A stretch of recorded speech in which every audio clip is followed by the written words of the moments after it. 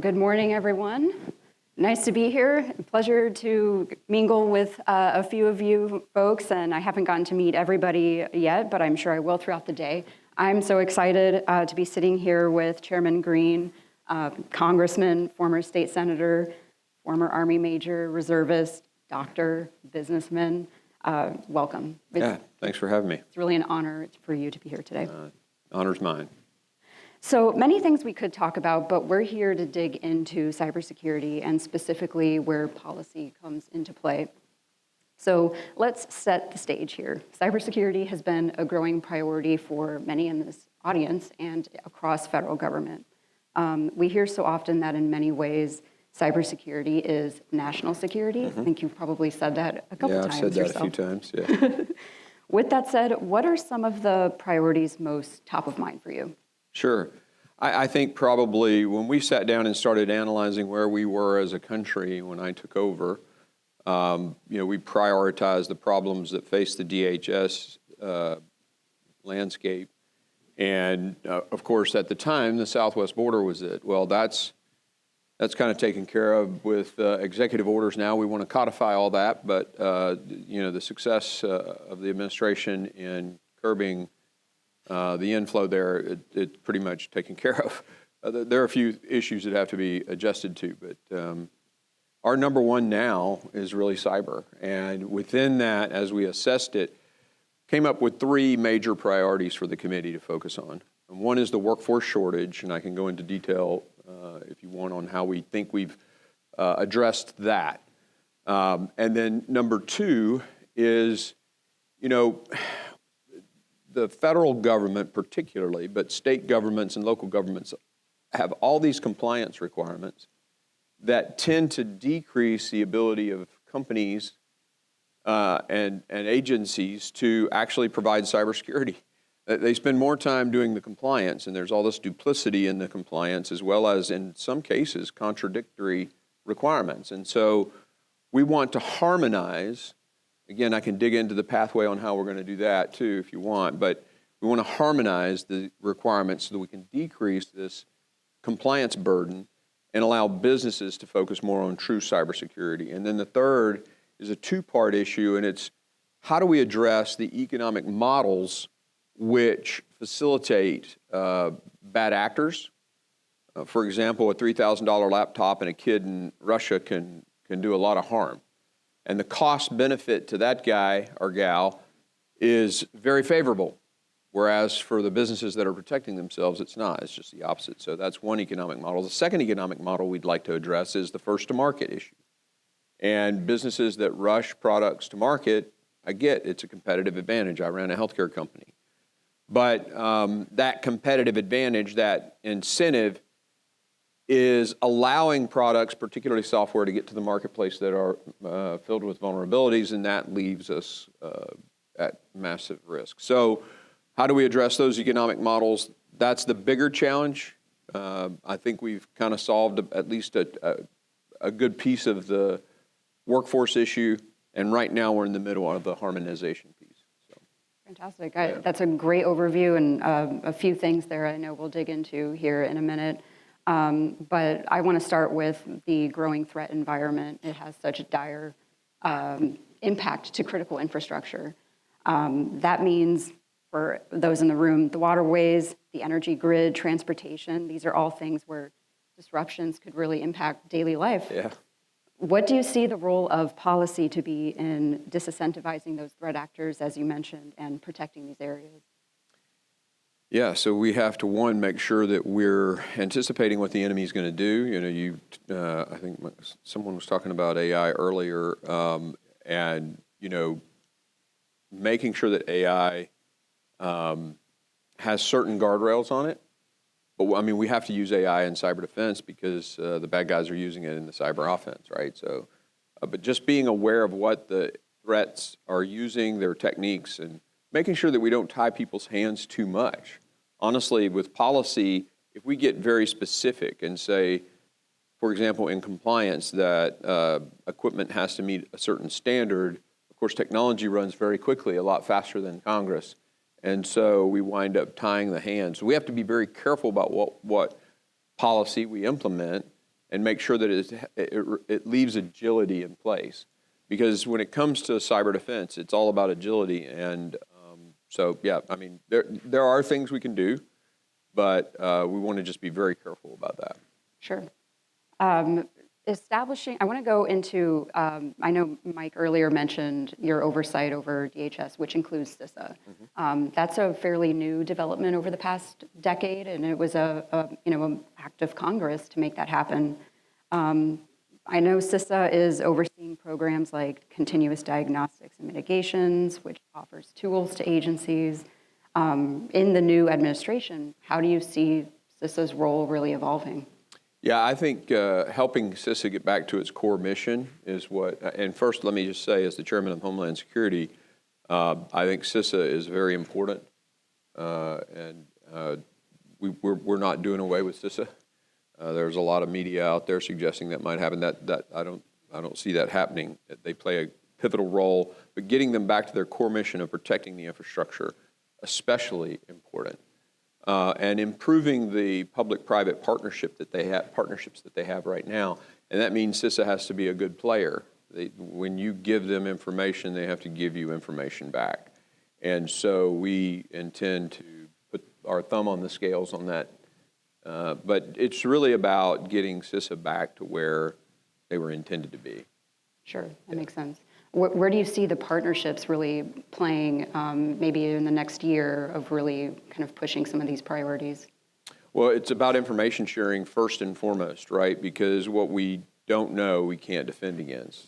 And for example, the SEC rule, we can fix some things like that. That SEC rule basically says you have to report a breach within 4 days, but it takes an average of 7 to 11 days or more to patch a breach. So that's sort of like announcing to the world that we've got an open door. And I don't know what idiot thought that was a good idea, but I mean, that's really stupid government. Yeah. I mean, to be completely honest, it's just stupid bureaucrats making a decision to compel for the sake of the stockholder. Well, hell, the stockholder's not going to appreciate it if you announce there's a hole and the hole hadn't been fixed. So we've got to go in and pick on those ridiculous requirements and get rid of them. I'm not sure if that's what you were talking about, but in terms that's a partnership because businesses and cyber companies are coming to us saying this is stupid, this is crazy. I'll never forget when they were contemplating it. Nikesh out at Palo Alto was burning my phone up. Like, well, okay, we'll do what we can, but it looks like we're going to have to write legislation to tell the SEC to stop it and not do that. So it's that kind of partnership. So. Okay. I want to get into now about the regulations you alluded to earlier being pretty onerous. Yeah. They're numerous, and many in this room, they agree there's a need to really harmonize them. You said it yourself, cyber incident reporting rules, et cetera. How are you working within Congress to really help streamline these regulations? And what do you see as the way forward? Yeah, so our pathway, the way we've kind of laid out the vision is, of course, that compliance is not onerous and frees people up to go and do real cybersecurity. So if that's where the target is, then the strategic imperatives are, well, first we have to define what compliance really is. What are the things that we should be asking of the businesses? And then what is it that we're missing? What are we asking people to do that is ridiculous? So defining what is legitimate compliance. And I think there'll be 2 levels of that. So there's baseline compliance that would apply across every department of the federal government. However, for some, there'll be a second layer of specific stuff to that department. So first, defining what compliance really ought to be. And then what we want to do is get with the vendors, many of whom are in this room, and encourage you and incentivize you to create compliance, network compliance tools that can do continuous monitoring of compliance in real time and take the human out of the loop. If we can do that, we can really free up the people to focus on true cybersecurity. So I don't know why compliance, and granted, my business in healthcare was a little bit different than cybersecurity, although we did a lot of cybersecurity stuff. But For example, when I ran my healthcare company, I had a healthcare company that ran hospital emergency departments. So we would subcontract with hospital emergency departments. And I had 1,000 physicians working for me at one time, 52 hospitals in 11 states. I could pull up my scorecard and I would know immediately in real time the time that it took that physician to get an EKG ordered in a chest pain patient that showed up, right? And I could pick up the phone and call the doctor in Ohio and say, hey man, you know, your time to EKG is 12 minutes. Everybody else's is 6. You know, what's the problem, right? You have that scorecard. We need a compliance scorecard that's automated, that measures all of the things that the government requires, and boom, it's done. And there's nobody sitting there filling out forms and, you know, all that crap. It needs to just go away. And so the vision starts with defining what that is and then building systems that will actually accomplish it in as efficient manner as possible. Bringing up the healthcare angle there is interesting because the healthcare industry is really known for its onerous policies. Some of it because of patient safety. How do you think your, I guess, you know, position as a physician, your experience in the healthcare industry, how has that contributed to some of how you view cybersecurity in government? Well, clearly, hospitals and banks are the two highest targeted entities in the private sector. And in fact, it hit very close to home in Nashville, Tennessee, when the Catholic hospitals there got hammered. Ascension got hammered hard, and it didn't fortunately cost lives, but it definitely delayed care and was very expensive for the hospital system. So it's near and dear to my heart. And, you know, when we transmit a patient's medical record from the hospital to our company to do billing for the physician's experience there, you know, all of the protecting all that data has been critically important for me for a very long time. So I'm sensitive to it. So, yeah. So we have 4 minutes left in this session and we didn't get to the workforce. Yeah. So we can't have a conversation. Yeah, because I need y'all lobbying for me on this bill. So there's urgent calls we've heard throughout government, even private sector, that there's a strong need for technical talent, cybersecurity talent. Yeah. Where does policy play into this area? Yeah, so, you know, I look back over the course of the history of our country, and there are some things that really made a difference that came from Congress. The guy who appointed me to West Point was a guy named G.V. Sonny Montgomery from South Mississippi. And he wrote this piece of legislation called the Montgomery GI Bill. And what it did was when soldiers came home from war, they had basically a scholarship to go and get a degree. And then with that military experience and that degree, they went into our workforce and changed our country, starting companies like Pilot Oil and things like that, right? So we have a 500,000 plus shortage of cyber professionals in the country.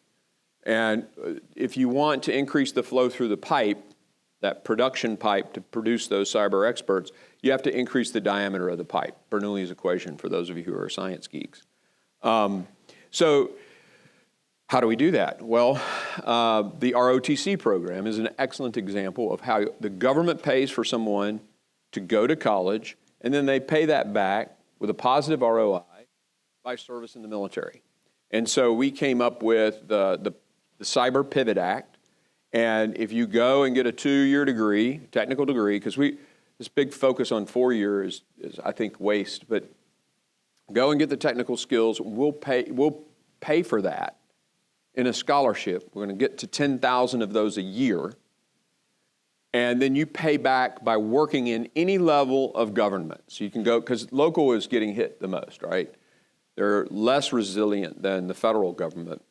So you can serve back your obligation, and it's a positive ROI because the cyber experts we're paying now at the federal level, at least, are much, much more than a GS-15 or something like that would make. So again, positive ROI, incentivize kids to shift into cybersecurity with a free education, and clearly a marketplace that's dying to get them into. So the Cyber Pivot Act, it goes before rules, I think, this month. Right, Alexandra? And possibly the floor of the House next month. So anytime you're on the Hill, talking to congressmen, tell them you got to support Green's Pivot Act, okay? Fantastic. I know there's many academia in the room, so something probably interesting to you all. I want to spend this last minute just with maybe a lightning round question.